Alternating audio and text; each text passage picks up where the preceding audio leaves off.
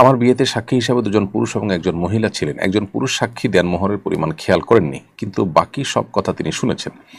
বিয়ে পড়ানো শেষ হওয়ার পর তিনি দেনমোহরের পরিমাণ জানতে চেয়েছেন।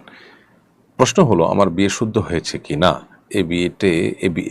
তিনি বিয়ের একটা অংশ শোনেননি। এখন আমাদের করণীয় কি জানিয়ে আমার চিন্তামুক্ত করবেন। বিয়েতে সাক্ষীদেরকে যেটি শুনতে হবে সেটা হলো প্রস্তাব এবং সম্মতি।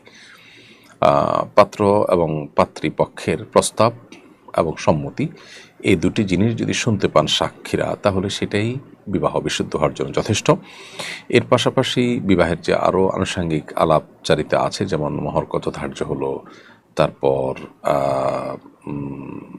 বিবাহে মহর কতটুকু নগদে দেওয়া হচ্ছে, কতটুকু বাকিতে দেওয়া হচ্ছে, এরকম বিষয় আশয় ইত্যাদি, এগুলো শোনা এগুলো আবশ্যক নয়। শুধু প্রস্তাব এবং সম্মতি এই দুইটাকে শোনা সাক্ষীদের জন্য আবশ্যক। সেটি যদি শুনে থাকেন তাহলে সেক্ষেত্রে আনুষঙ্গিক কথা না শুনলেও বিবাহ বিশুদ্ধ হয়ে যাবে। এমনকি মহর যদি কোনো কারণে আগদের সময় উল্লেখ নাও করা হয়, তারপরে কিন্তু বিবাহ বিশুদ্ধ হয়ে যায় এবং মহর অটোমেটিক ধার্য হয়ে যায়। মহরের মিছিল বা এ ধরনের মেয়েদের তাদের পরিবারে যে পরিমাণ মহর হয়ে থাকে ওই পরিমাণ মহর অটোমেটিক ধার্য হয়ে যায়।